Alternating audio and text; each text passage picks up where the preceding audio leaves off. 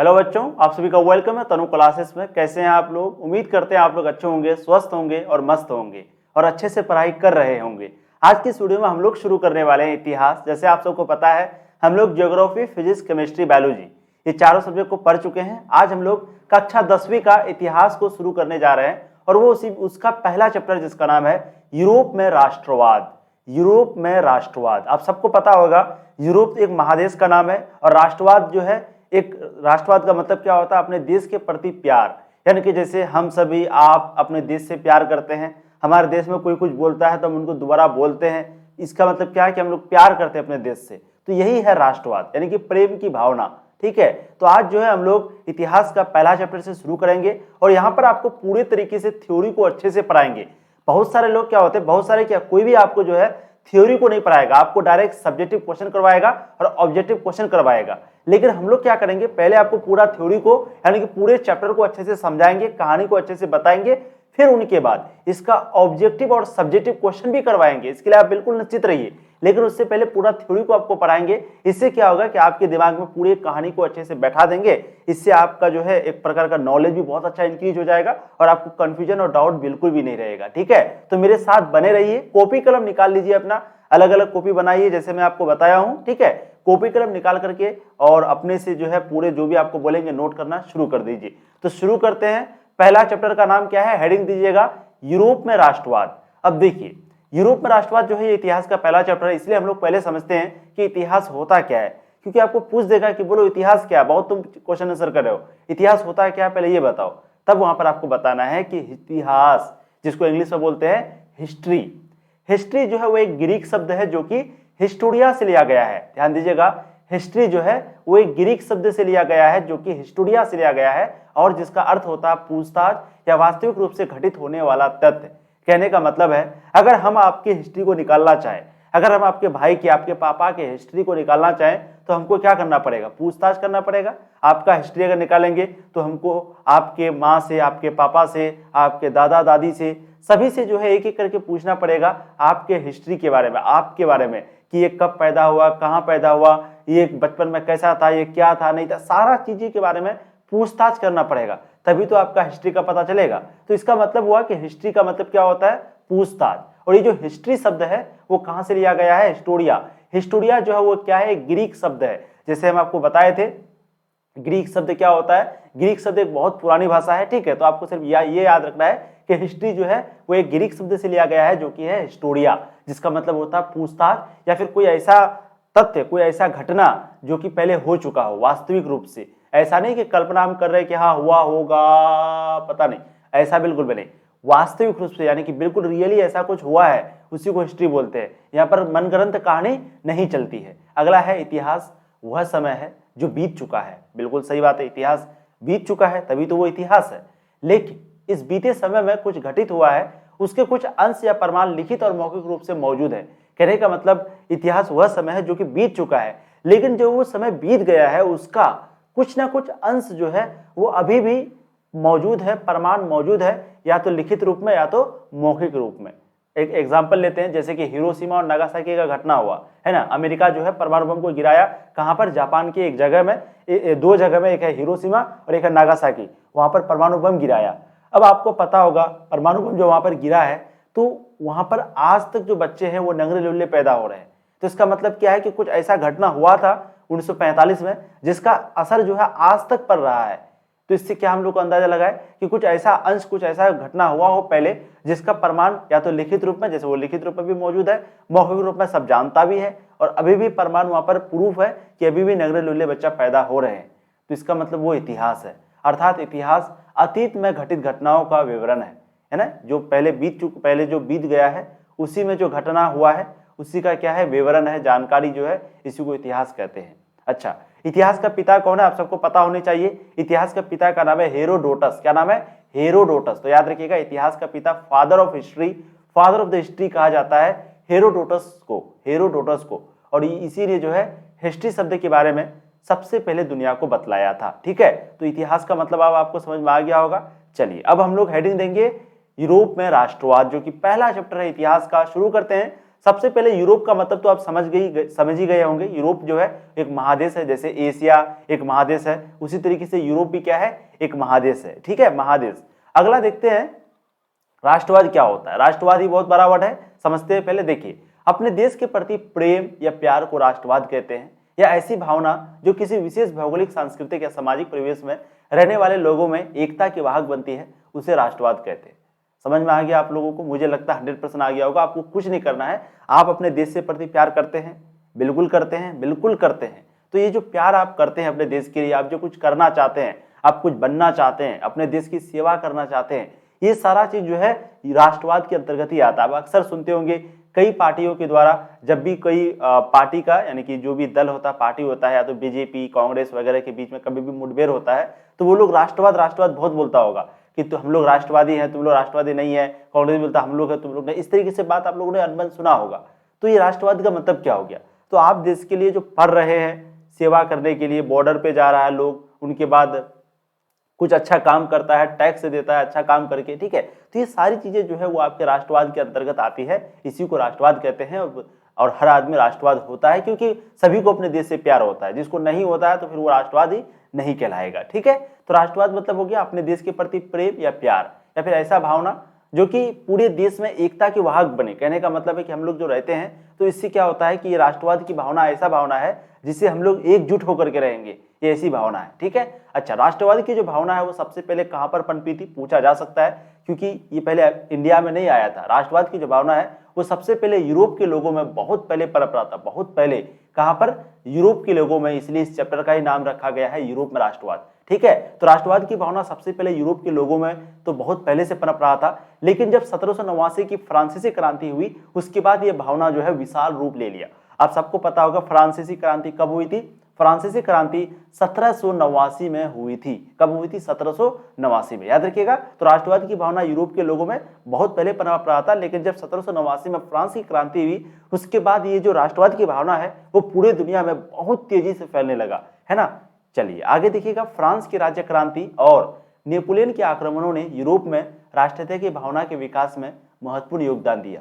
यानी कि एक तो 1789 में फ्रांस की क्रांति हुई, इससे तो लोगों में आया ही नहीं, यहाँ पर भी होना चाहिए, वहां पर फ्रांस की क्रांति भी, यहाँ पर भी जो है राष्ट्रवाद होना चाहिए, राष्ट्रवादी होनी चाहिए, इस तरीके से लोग बोलने लगे। उनके बाद फिर जो बीच में है, नेपोलियन जो है वो आक्रमण कर दिया यूरोप में। नेपोलियन जो है वो क्या कर दिया? आक्रमण कर दिया। इन दोनों वजह से जो है लोगों के अंदर में, यूरोप में राष्ट्रीयता की भावना जो है बहुत तेजी से फैलने लगा, और ये बहुत बड़ा योगदान दिया ये फ्रांस की राज्य क्रांति और नेपोलियन के आक्रमण। तो याद रखिएगा, फ्रांस के राज्य क्रांति और नेपोलियन का आक्रमण, इन दोनों सबसे बड़ा कारण है, जिसके कारण जो राष्ट्रवाद की भावना है वो और तेजी से विकास हुआ। ठीक है, आगे देखिएगा। अब चैप्टर आपका यहाँ से शुरू होता है, यूरोप में राष्ट्रवाद को फैलाने में नेपोलियन की भूमिका।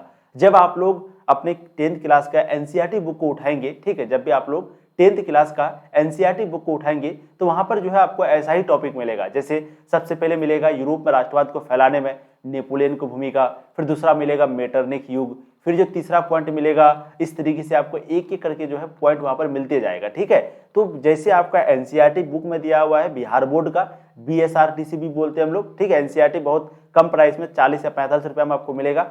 सेम वैसे ही आपको पॉइंट टू पॉइंट एनसीईआरटी की जैसा हूबहू पढ़ाने का हम प्रयास करेंगे, और हूबहू आपके लिए हेडिंग लेके आए और आपको शॉर्ट में समझाने का हम लोग प्रयास करेंगे। उसके बाद फिर इसका जो भी सब्जेक्टिव ऑब्जेक्टिव बनेगा वो भी करेंगे। इसके लिए आप बिल्कुल निश्चित रहिए, बस चैप्टर को अच्छे से समझिए। ठीक है, तो सबसे पहला व्यक्ति कौन आता है कि यूरोप में जो राष्ट्रवाद फैला था, तो मैंने अभी आपको कहा कि नेपोलियन क्या किया था? आक्रमण किया था यूरोप पर, है ना। एक तो राज्य क्रांति हुई थी 1789 की फ्रांस की, जो कि आगे देखेंगे। उनके बाद एक नेपोलियन जो है वो आक्रमण भी कर दिया था यूरोप में, इसीलिए जो यूरोप की भावना है वो और तेजी से फैला। यानी कि इसका बहुत बड़ा योगदान है राष्ट्रीयता की भावना को फैलाने में, किसका? नेपोलियन का। इसलिए पहले पढ़ते हैं यूरोप में राष्ट्रवाद को फैलाने में नेपोलियन की क्या भूमिका है। तो देखिए, नेपोलियन बोनापार्ट 1804 ईस्वी में फ्रांस का सम्राट बना।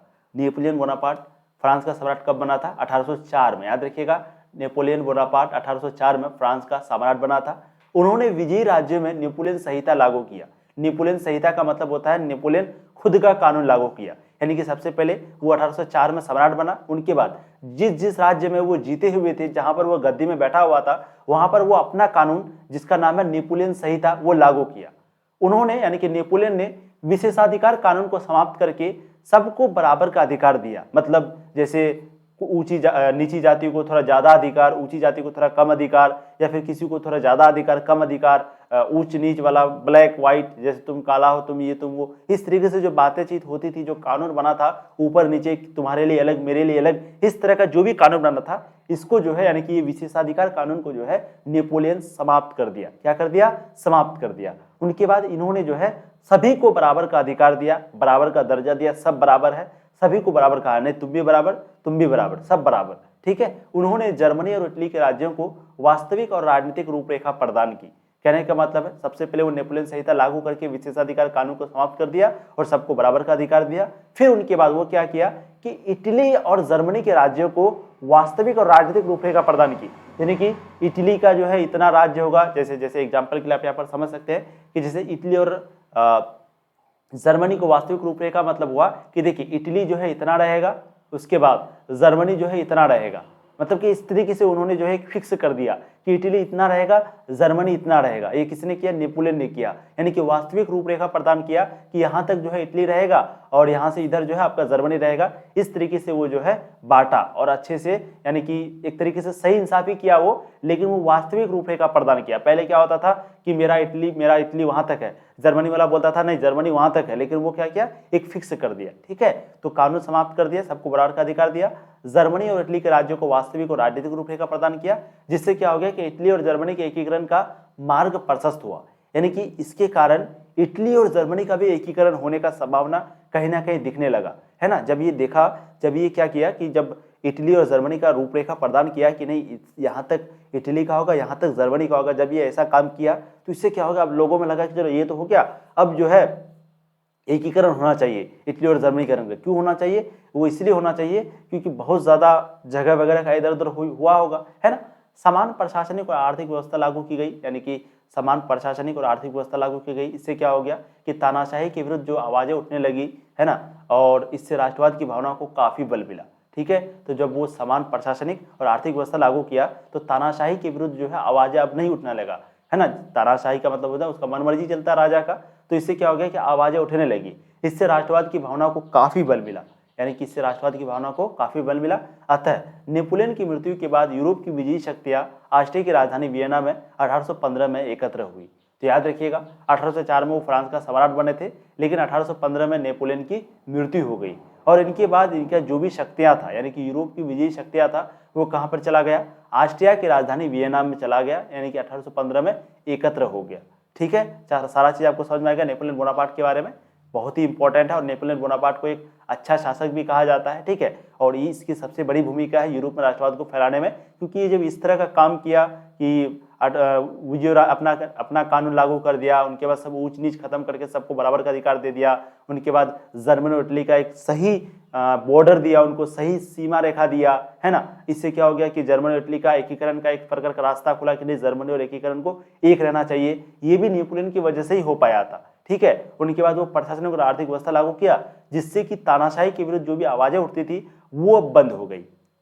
अब जब वो बंद हो गई तो लोग डरने लगे, ये क्या हो गया भाई, अब किसको सुनाएंगे। तब फिर वहां से और भी ज्यादा राष्ट्रवाद की भावना को बल मिला, है ना। क्योंकि राष्ट्रवाद में क्या होता है, सभी लोगों का बात सुनी जाती है। राष्ट्रवाद में, राष्ट्रवाद मतलब ही हुआ कि हम सब एक है, एकता की भावना होती है, साथ ही साथ हम लोग देश के लिए जान देने के लिए तैयार होते हैं। ठीक है। अगला देखिएगा, अब हम लोग हैं यानी कि नेपोलियन के बाद जब नेपोलियन की मृत्यु हुई 1815 में, है ना, और उनका जो भी शक्तियां हैं वो ऑस्ट्रिया की राजधानी वियना में एकत्र हुई। इनके बाद आता है मेटरनिख, और मेटरनिख जो शासन करता है, उसी जितने देर तक शासन करता है उसी को बोला जाता है मेटरनिख युग। ठीक है। तो इसके बारे में भी आपको प्रश्न पूछा जाता है, नेपोलियन के बारे में भी पूछा जाता है। ठीक है। चलिए आगे देखिए अब तो 1815 में नेपोलियन की मृत्यु हो गई। उनके बाद सन 1815 ईस्वी की वियना सम्मेलन की जो मेजबानी है वो ऑस्ट्रिया के चांसलर मेटरनिख ने किया।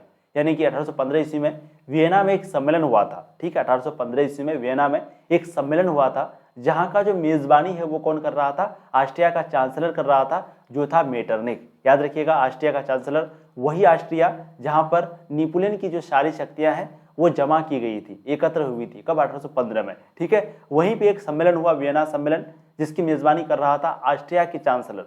अच्छा, ये वियना में हुआ था और ये जो ऑस्ट्रिया के चांसलर है उस वक्त में कौन था? मेटरनिख था। तो वो जो है इसका मेज़बानी किया। यानी कि मेज़बानी का मतलब क्या होता है, एक मेहमानी की मेज़बानी। हम लोग किसी के वहाँ जाते हैं, ठीक है, कोई दोस्त के वहाँ, कोई यार के यहाँ, या फिर कोई मौसी खाला जिसको बोलते हैं, अंकल वगैरह जाते हैं, तो हम लोग हो गए मेहमान और अंकल उस घर का क्या हो गया, मेज़बान, है ना। तो ये जो ऑस्ट्रिया है वो क्या हो गया, मेज़बान, यानी कि सभी लोग मेहमान हो गए और वो सबका स्वागत कर रहा था, खिलाया पिलाया सारा चीज़ किया, तो वो हो गया मेज़बान। तो इसलिए कहा जाता है कि 1815 ईस्वी के वियना सम्मेलन की जो मेजबानी है वो ऑस्ट्रिया के चांसलर मेटरनिक ने किया, जो घोर प्रतिक्रियावादी था। याद रखिएगा, मेटरनिक जो है बहुत बड़ा प्रतिक्रियावादी था, ये अच्छे व्यक्ति नहीं थे, ठीक है। इस सम्मेलन में क्या हो गया कि ब्रिटेन, रूस, पर्शिया और ऑस्ट्रिया जैसी यूरोपीय शक्तियों ने मिलकर संपूर्ण यूरोप में शांति स्थापित करना चाहता था, जिसलिए नेपोलियन के युद्धों ने समाप्त कर दिया था, ठीक है। याद रखिएगा, 1815 की वियना सम्मेलन की जो मेजबानी है वो सबसे पहले ऑस्ट्रिया के चांसलर मेटरनिक ने किया था और ये बहुत बड़ा प्रतिक्रियावादी था, ठीक है। इस सम्मेलन में टोटल 5 देश आए थे, एक है ब्रिटेन, एक है रूस, एक है पर्शिया, एक है ऑस्ट्रिया, ठीक है। अच्छा, 4 देश है, ब्रिटेन, रूस, पर्शिया और ऑस्ट्रिया, टोटल 4 देश आए थे, ब्रिटेन, रूस, पर्शिया और ऑस्ट्रिया। और इन्होंने क्या किया कि नेपोलियन के युद्धों ने समाप्त कर दिया था जो भी चीज़ें, ठीक है, यूरोप में। तो वहाँ पर इन लोगों ने क्या किया कि संपूर्ण शांति स्थापित करना के लिए ये लोग जो है एग्री किया, यानी कि सहमत हुआ, ठीक है। कौन कौन, ब्रिटेन, रूस, पर्शिया और ऑस्ट्रिया। एक सम्मेलन बुलाया था, कहाँ पर बुलाया था बोलिएगा, ऑस्ट्रिया में। ऑस्ट्रिया एक देश है, ऑस्ट्रेलिया वो अलग है, या ऑस्ट्रिया ये अलग है, 10th में। ऑस्ट्रिया वो है, ऑस्ट्रेलिया वो अलग है, ठीक है, ये इसमें कंफ्यूजन नहीं रहेगा। तो इस सम्मेलन में जो चारों देश आया, इन लोगों ने पूरे यूरोप में शांति स्थापित करने के लिए एक ऐसा सबको अपना सहमति जताया, ठीक है। और ये नेपोलियन के युद्ध ने जिसको समाप्त कर दिया था उसको फिर से लाने का प्रयास किया।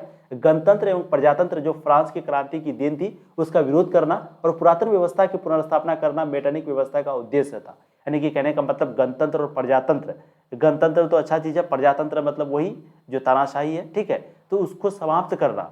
और ये आया कहाँ से था, गणतंत्र और प्रजातंत्र, ये जो है, अच्छा, प्रजातंत्र का मतलब प्रजातंत्र, सॉरी फॉर दैट, प्रजातंत्र का मतलब लोगों के द्वारा जो शासन होता है, ठीक है। तो गणतंत्र और प्रजातंत्र जो कि फ्रांस की क्रांति जो हुई थी 1789 से, वहीं से ये दोनों वर्ड बन पाता कि नहीं, गणतंत्र होना चाहिए और प्रजातंत्र होना चाहिए, यानी कि वही इलेक्शन होना चाहिए, लोगों के द्वारा सारा सरकार वगैरह चलना चाहिए, ठीक है। तो गणतंत्र एवं प्रजातंत्र जो कि फ्रांस की क्रांति की देन थी उसका विरोध करना और पुरातन व्यवस्था की पुनर्स्थापना करना, याद रखिएगा, उसका विरोध करना, ठीक है। गणतंत्र प्रजातंत्र का विरोध किया और साथ ही साथ ये पुरातन व्यवस्था को, यानी कि फिर से वही तानाशाही वाला सिस्टम को लाने का ये जो है प्रयास किया, कौन, मेटरनिक। अतः वियना सम्मेलन के माध्यम से नेपोलियन युग का अंत और मेटरनिक युग की शुरुआत हुई। और यही वियना सम्मेलन के माध्यम से क्या हो गया कि नेपोलियन युग का पूरी तरीके से अंत हो गया। जो भी वो नया नया नियम कानून सब लेके आया था सब खत्म हो गया। अब ये जो है ये मतलब मेटरनिक जो है अपने नया, यानी कि अपना नया कानून, मतलब नया कानून का मतलब वही पुराना वाला जो कानून था, तानाशाही वाला कानून, मनमर्जी वाला, ऊंच नीच वाला, जो ऊंच नीच था, ये तो बराबर का अधिकार दिया था, लेकिन वो ऊंच नीच वगैरह सब उल्टा करने लगा नेपोलियन का, ठीक है। इसी को कहते हैं मेटरनिक युग। तो मेटरनिक युग की शुरुआत 1815 में हुई थी, ठीक है। एक सम्मेलन हुआ था वियना में, कब हुआ था, 1815 में। पूछा जाएगा वियना में सम्मेलन हुआ था, वियना सम्मेलन कब हुआ था, 1815 में। इसमें कौन कौन से देश आए थे, ब्रिटेन, रूस, पर्शिया और ऑस्ट्रिया। अच्छा, इसका मेजबानी कौन कर रहा था, तो ऑस्ट्रिया के चांसलर मेटरनिक, ठीक है। तो मेटरनिक युग समझ में आ गया। अब आगे देखिए, जब मेटरनिक पर अपना प्रभाव कायम रखने के लिए इटली को कई भागों में विभाजित कर दिया, है ना। क्योंकि आपको पता होगा डिवाइड एंड रूल के बारे में, अंग्रेज जब भारत आए थे तो वो क्या काम किया था, वो क्या किया, हिंदू मुस्लिम किया, जो लोगों को बांटने लगा, है ना, हिंदू मुस्लिम के बीच लड़ा दिया। अब वो क्या किया, हिंदू मुस्लिम को लड़ा करके वो एक साइड चले गया, वो हिंदू के साइड चले गया, इधर मुस्लिम को हटा दिया, फिर ये जो है किसी और के साइड जाकर के हिंदू को हटा दिया, ठीक है। तो जो अंग्रेज है वो डिवाइड एंड रूल करता है, मतलब पहले बांटता है फिर शासन करता है। तो मेटरनिक भी वही काम करना शुरू किया, क्योंकि ये सोचा कि अगर हम सबको एक साथ रखेंगे तो ये लोग एक ना एक दिन ये लोग को समझ में आ जाएगा कि हम क्या कर रहे हैं, और फिर ये लोग आंदोलन वगैरह करना शुरू कर देगा, जिसके कारण हमको ये सारा चीज़ खत्म करना पड़ेगा। तो इसीलिए ऐसा करते हैं कि लोगों को बांट देते, विभाजित कर देते हैं, जिससे वो एक नहीं हो पाएगा और इतना हिम्मत नहीं रहेगा कि वो मेरे खिलाफ कुछ कर पाए, ठीक है। तो ऐसा ये लोग यानी कि मेटरनिक किया। तो क्या किया वो मेटरनिक, इटली पर अपना प्रभाव कायम रखने के लिए इटली को कई भागों में बांट दिया, यानी कि विभाजित कर दिया, ठीक है। तो मेटरनिक जो है इटली पर अपना प्रभाव को कायम रखने के लिए इटली को कई भागों में बांट दिया। जैसे सिसिली और नेपल्स के जो प्रदेश थे वो उन्होंने बुर्बो वंश के सम्राट, जिसका नाम था फर्डिनेंड, इसको दे दिया।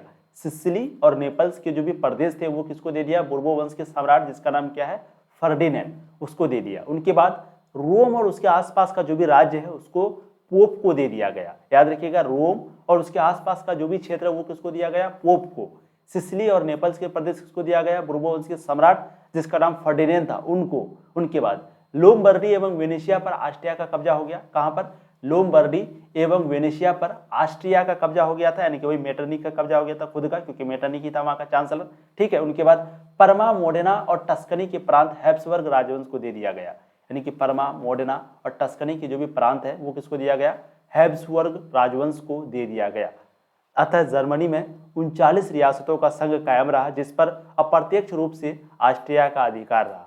यानी कि जर्मनी में भी टोटल, जैसे यहाँ पर ये हम लोग इटली का पढ़ रहे थे अभी, इटली को जैसे सिसिली और नेपल से कहाँ का जगह इटली का है, तो ये फर्डिनेंड को दिया गया, रोम उसके आसपास का क्षेत्र पोप को, लोमबर्डी एवं वेनेशिया ऑस्ट्रिया को। ठीक है, इस तरीके से सबको एक एक जगह दिया गया। उसी तरीके से जैसे इटली को यहाँ पर दिया गया था वैसे ही जर्मनी को भी टोटल 39 रियासतों का संघ वहाँ पर रहा, 39 भागों में बांटा गया। और इस यहाँ पर भी यानी कि जर्मनी में भी या तो डायरेक्टली या तो इनडायरेक्टली किसका अधिकार था, ऑस्ट्रिया का अधिकार था। वही ऑस्ट्रिया में चांसलर कौन था, मेटरनिक, यानी कि मेटरनिक का अधिकार था। ऑस्ट्रिया का मतलब अभी आपको मेटरनिक समझना है क्योंकि वहाँ का जो चांसलर है वो मेटरनिक है। ठीक है, तो मेटरनिक इटली पर अपना कायम रखने के लिए क्या किया, इटली को कई भागों में बांट दिया, वो बता दिए। मेटरनिक को आपको समझ में आ गया, ये भी समझ में आ गया। नोट करते हुए आप लोग चलेंगे, सारा चीज़ों को नोट करेंगे तो आपको क्या होगा, जब रिवाइज करेंगे, जब आप यूपीएससी बीपीएससी का तैयारी सब करेंगे और भी कोई प्रिपरेशन करेंगे, ये नोट रहेगा तो आपको एनसीईआरटी पढ़ने की जरूरत नहीं पड़ेगी, सिर्फ नोट पढ़िएगा, फटाफट आपको मजा आ जाएगा। तो अभी वक्त है आपके पास, तो नोट जरूर करिए। ठीक है, आगे देखिए, मेटरनिक ने फ्रांस में भी पुरातन व्यवस्था की पुनर्स्थापना की। यानी कि मेटरनिक जो है फ्रांस में, जहाँ से फ्रांस की क्रांति हुई थी, जहाँ से राष्ट्रवाद की भावना पनपा था सबसे पहले, है ना, जहाँ से राष्ट्रवाद सबसे पहले कहाँ पर हुआ था, फ्रांस की क्रांति में, 1789 में जो क्रांति हुई थी। लेकिन ये जाकर के मेटरनिक जाकर के वहाँ पर भी पुरातन व्यवस्था की पुनर्स्थापना कर दिया। यानी कि वहाँ पर भी ये गणतंत्र प्रजातंत्र जो देन था, यानी कि प्रजातंत्र का मतलब ये जो लोगों का शासन, जनता का शासन जो था उसको समाप्त कर दिया और फिर से वही तानाशाही वाला शासन को शुरू कर दिया। कौन, मेटरनिक। ठीक है, तो वो कहीं नहीं छोड़ा, वो इटली में भी अपना तो कायम रखा ही, साथ ही साथ वो जर्मनी में भी रखा और साथ ही साथ वो अब चला गया कहाँ पर, फ्रांस में, यानी कि वो हर जगह लगभग चले गया। ठीक है, इस तरह वियना सम्मेलन प्रतिक्रियावादी शक्तियों की विजय हुई, लेकिन ये ज़्यादा दिन तक नहीं रही। कहने का मतलब है वियना सम्मेलन में जो भी देश थे इनका सहमत करता था, इनका सहमति करता था किसका, ऑस्ट्रिया का, क्योंकि आपको पता है ऑस्ट्रिया में एक सम्मेलन हुआ था वियना सम्मेलन, जहाँ पर 4 देश आए थे, तो चारों देशों ने सहमति जताई, जिससे इसका पावर बढ़ गया और ये बहुत तेजी से विकास करने लगा। लेकिन ये जो प्रतिक्रियावादी शक्ति की विजय जो हुई थी वियना सम्मेलन में, ये ज़्यादा दिन तक नहीं रही। कोई भी बुराई होता है वो ज़्यादा दिन तक नहीं होता है, कभी ना कभी खत्म होता है। याद रखिएगा, कोई भी बुराई होता है वो ज़्यादा दिन तक नहीं रहता है, कभी ना कभी खत्म होता ही है। ये चीज़ हमको आप लोगों को, हम लोगों को याद रखना चाहिए और अच्छे काम में करनी चाहिए। ठीक है, तो वियना सम्मेलन की वजह से जो है इनको ज़्यादा पावर मिला था, लेकिन ये ज़्यादा दिन तक नहीं रहा। अब क्या हुआ आगे देखिए, फ्रांस में वियना व्यवस्था के तहत क्रांति की पहले की व्यवस्था को स्थापित करने के लिए बुर्बो राजवंश को पुनर्स्थापित किया गया तथा लुई 18वां फ्रांस का राज्य बना। यानी कि फ्रांस में वियना व्यवस्था के तहत क्रांति की पहले की व्यवस्था को स्थापित करने के लिए क्या हुआ, बुर्बो राजवंश को पुनर्स्थापित किया गया था। साथ ही साथ लुई 18वां जो है वो क्या बना, फ्रांस का राजा बना। ठीक है, उसने फ्रांस के हालात को देखा और समझा और प्रतिक्रियावादी तथा सुधारवादी शक्तियों के मध्य सामंजस्य स्थापित करने का प्रयास किया। कहने का मतलब है कि 2 तरह का लोग होता ही, एक होता प्रतिक्रियावादी और एक होता सुधारवादी। प्रतिक्रियावादी मतलब वही लूटने वाला, पुरातन व्यवस्था का काम शुरू कर देगा। सुधारवादी मतलब अपना देश को और आगे लेके जाने वाला, है ना। तो इस तरीके का जो व्यक्ति है वो आपको हर जगह मिलेगा, 2 तरह का व्यक्ति। तो उसी वक्त में यानी कि जो जब उसने यानी कि किसने, यहाँ पर किसकी बात हो रही है, फ्रांस में वियना व्यवस्था के तहत क्रांति के पहले की व्यवस्था को स्थापित करने के लिए बुर्बो राजवंश को पुनर्स्थापित किया गया था। किसको, बुर्बो राजवंश को। और लुई 18वां जो है इसका क्या बना था, राजा बना था। लुई 18वां, क्या नाम है इसका, लुई 18वां। ठीक है, ये फ्रांस का राजा बना था। और ये जो लुई 18वां है वो फ्रांस की हालत को देखा, बद से बदतर हो चुका था, मेटरनिक का पूरे तरीके से कब्जा था, है ना। और मेटरनिक जानती है पुरातन व्यवस्था को स्थापना करके लूटने का काम कर रहा था, फ्रांस में भी, जर्मनी में भी, इटली में भी, हर जगह लगभग। तो जब ये देखा लुई 18वां तो ये समझा, सारा चीज़ें समझी।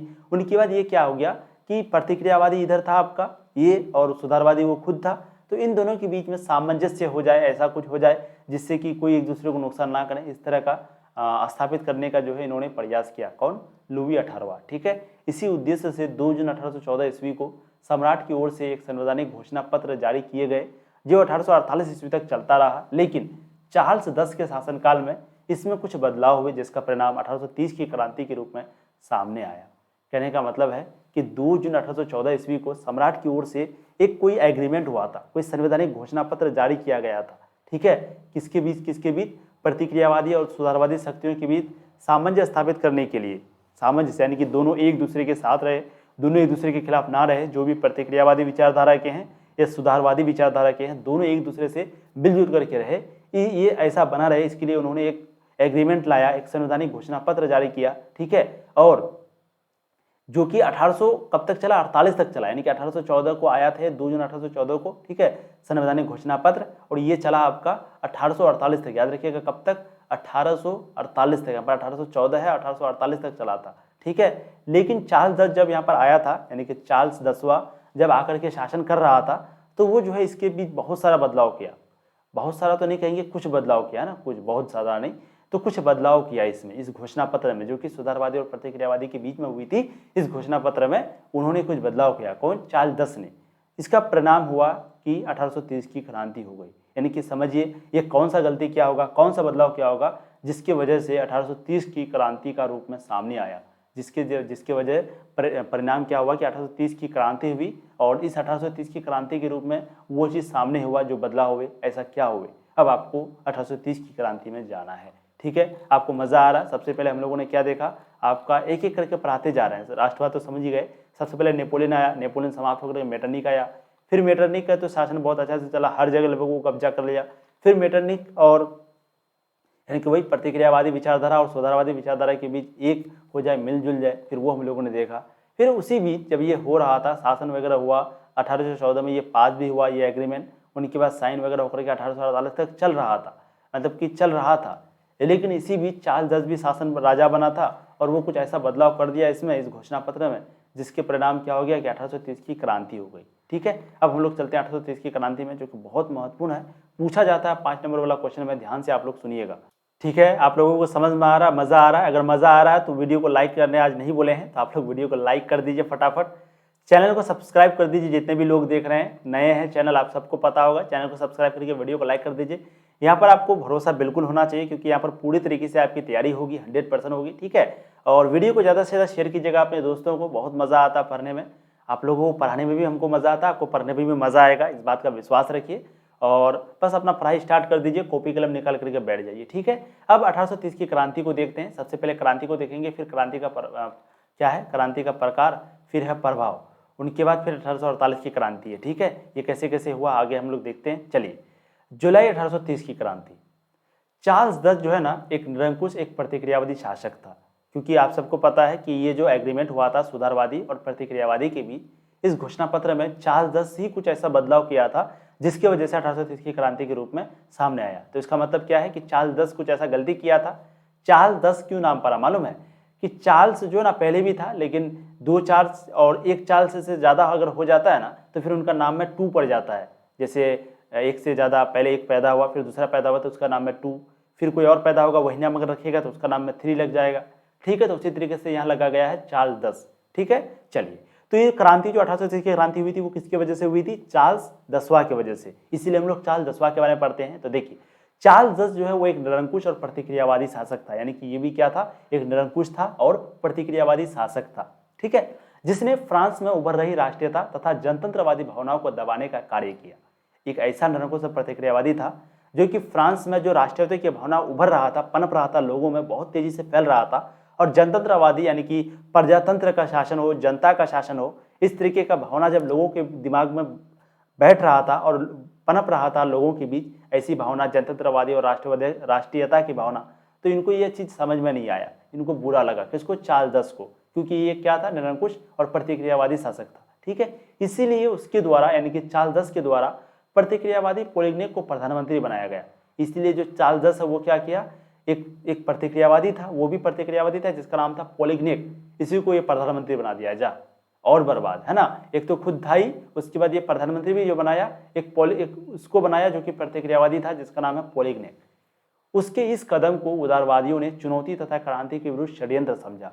उदारवादी जो थे, तो ये जब कदम ऐसा उठाया, पोलिग्नेक को जब प्रधानमंत्री बनाया, तो उदारवादियों ने समझा ये तो विरुद्ध है, षड्यंत्र है, कोई ना कोई ये षड्यंत्र है, कोई ना कोई ये प्लानिंग है, बर्बाद करने का उदारवादियों ने ऐसा उन लोगों को चुनौती दिया, क्रांति के विरुद्ध षड्यंत्र समझा और ऐसा बोला गया कि ये गलत है, ये पोलिग्ने को इसलिए प्रधानमंत्री बनाया गया ताकि कुछ ना कुछ ये गलत करना चाहता, कुछ ना कुछ इसके दिमाग में षड्यंत्र है।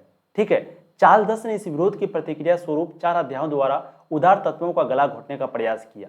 और फिर चार्ल्स क्या काम किया कि इस विरोध की प्रतिक्रिया स्वरूप, कहने का मतलब है कि ये जो विरोध चल रहा था इसके खिलाफ, ये जब लोग उदारवादी जब इनके खिलाफ विरोध करने लगे, चुनौती तथा क्रांति को षड्यंत्र समझा, तो इन लोगों ने, उदारवादियों ने क्या किया, चार्ल्स के खिलाफ विरोध करने लगा कि नहीं ये गलत है, ये बिल्कुल, ये प्रधानमंत्री क्यों बनाया पोलिग्ने को, चार्ल्स ऐसा कैसे कर सकता है। तो चार्ल्स क्या समझा कि ये जो है मेरे ऊपर गला घोटने का प्रयास कर रहा है, यानी कि प्रतिक्रिया स्वरूप 4 अध्यादेशों के द्वारा उदार तत्वों का गला घोटने का प्रयास किया जा रहा है। चार्ल्स को ऐसा लगा।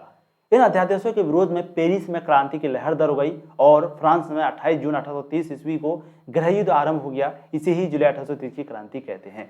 समझ में आ गया आपको? यानी कि चार्ल्स जो है, जब लोग उदारवादी जब उनके विरुद्ध ये करने लगे, जब देखिए, जब चार्ल्स ना नेपोलियन को, इसको पोलिग्ने को जब प्रधानमंत्री बना दिया, किसको, पोलिग्ने को, और पोलिग्ने क्या था, एक प्रतिक्रियावादी था, है ना। तो चार्ल्स क्या किया, यहाँ के लोगों को बर्बाद करने के लिए और भी मतलब समझिए कि प्रजातंत्र को समाप्त करने के लिए, जनतावादी भावनाओं को, राष्ट्रीयता को समाप्त करने के लिए वो क्या किया, पोलिग्ने को प्रधानमंत्री बना दिया। और पोलिग्ने था एक प्रतिक्रियावादी, अच्छे व्यक्ति नहीं थे, तो लोग उदारवादी जो है उनका विरोध करने लगा, किसका, पोलिग्ने का, साथ ही साथ चार्ल्स का। चार्ल्स, क्योंकि वही तो उसको प्रधानमंत्री बनाया था। तो चार्ल्स का जब विरोध करने लगा तो चार्ल्स क्या काम किया, बहुत दिमाग लगाया कि वो समझा कि नहीं, ये लोग मेरे खिलाफ जा रहा है, ये लोग क्या जा रहा है, मेरे खिलाफ जा रहा है। इसलिए ये जो है 4 अध्यादेश द्वारा, यानी कि ये जो है फिर से कोई ना कोई कानून लागू कर दिया, 4 अध्यादेश जिसको बोला जाता है। क्या बोला जाता है, 4 अध्यादेश। और इससे क्या हो गया कि लोग जो था, है ना, उदार तत्व जो था, यानी कि जो उदारवादी जो विरोध कर रहा था, उन लोगों को गला घोटने का प्रयास किया गया। कहने का मतलब है कि उन लोगों को मारने का प्रयास किया गया। ठीक है, उनके बाद इन अध्यादेशों के विरोध में, यानी कि जब कहा कि भाई कोई अगर आवाज उठाएगा तो उसको मार कैसे सकते हो, आंदोलन करना तो अधिकार है ना, कोई भी क्रांति आंदोलन वगैरह करना तो अधिकार है हम लोगों का, कैसे कर सकते हो।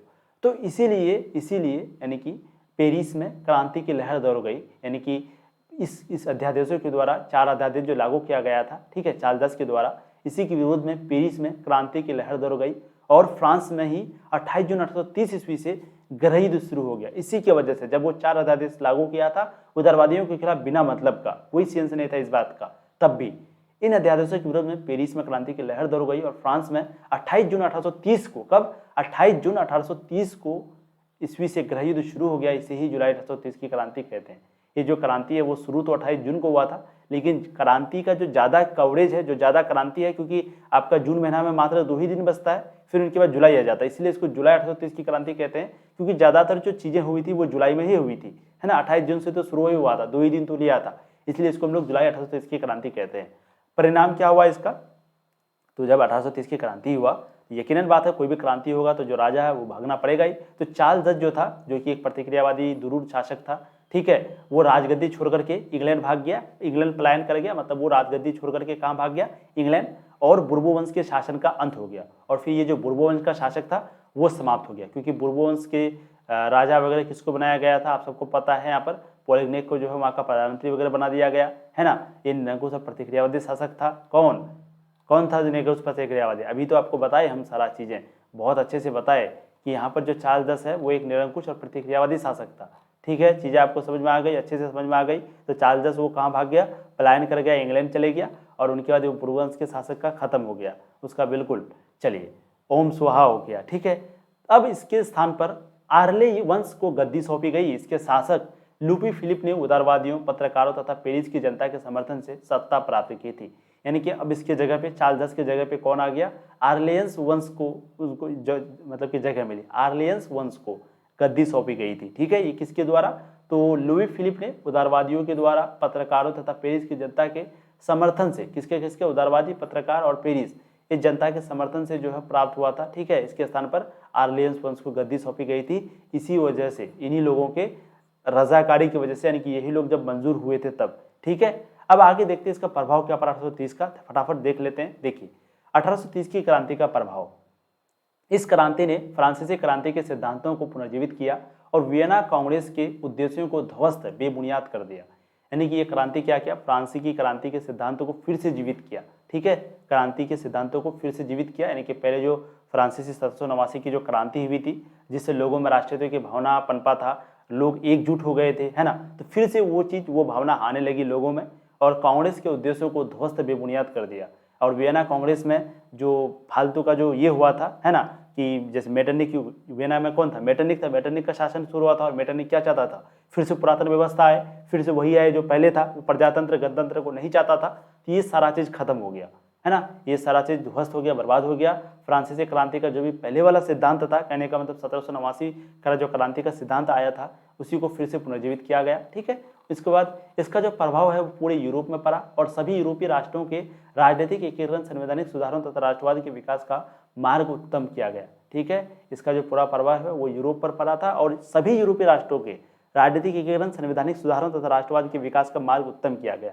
पूरे यूरोप में जब इस तरह का भावना पनपती है ना, तो लोग एक होना चाहते हैं, लोग राष्ट्रवाद की भावना को और ज़्यादा अपना लेते हैं, ठीक है। तीसरा, इटली तथा जर्मनी का एकीकरण तथा यूनान, पोलैंड एवं हंगरी में तत्कालिक व्यवस्था के प्रति राष्ट्रीयता के प्रभाव के कारण आंदोलन उठ खड़े हुए, यानी कि इटली और जर्मनी एक होना चाहिए। उसके बाद यूनान, पोलैंड और हंगरी में तत्कालीन व्यवस्था के प्रति राष्ट्रीयता के प्रभाव के कारण आंदोलन उठना शुरू हो गया, ठीक है।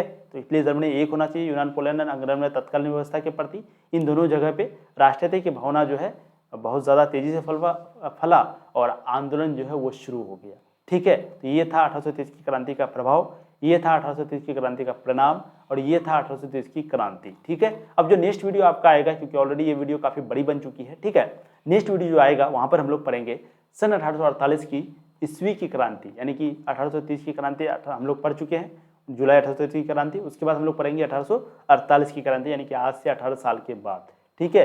तो ध्यान से सुनिएगा, पार्ट 2 में हम लोग 1848 की क्रांति कहेंगे। उम्मीद करते हैं आपको आज का सेशन अच्छा लगा होगा।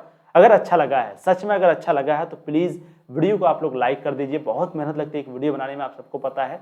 चैनल को सब्सक्राइब कर दीजिए फटाफट, नया है बिल्कुल चैनल, ठीक है। और वीडियो को जितना हो सके शेयर कीजिए अपने दोस्तों को, जो भी पुराने वगैरह दोस्त हैं उनको बताइए इस चैनल के बारे में और प्लीज़ आप लोग शेयर कीजिए। थैंक यू सो मच, आप लोगों ने अपना कीमती वक्त दिया। ऐसे ही आप लोग पढ़ाई करते रहिए और बिल्कुल अच्छे से पढ़िए, ठीक है। कॉपी कलम निकाल करके नोट करिए, जैसे जैसे बोलते हैं आपको अच्छे से पढ़िए, आपका रिजल्ट जो है बहुत बेहतर आएगा और एक समय में आप अच्छा डिस्ट्रिक्ट और स्टेट टॉपर बन सकेंगे, ठीक है। थैंक यू सो मच आपको अपना कीमती वक्त देने के लिए, थैंक यू। लाइक करते हुए जाना, ठीक है।